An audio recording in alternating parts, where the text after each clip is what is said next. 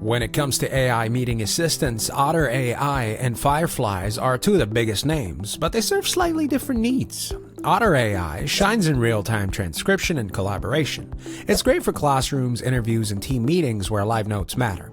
You get searchable transcripts, speaking identification, and integrations with Zoom, Google Meet, or Microsoft Teams.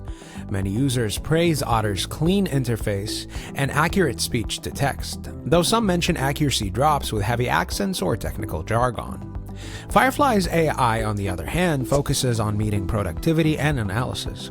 It automatically joins calls as a bot, records, transcribes, and even generates AI-powered summaries and action items. It integrates with more than 50 apps, including Slack, Notion, and CRM tools like HubSpot. Users like its automation and summaries, but some report occasional transcription lags and that the meeting bot joining calls feels a little impersonal.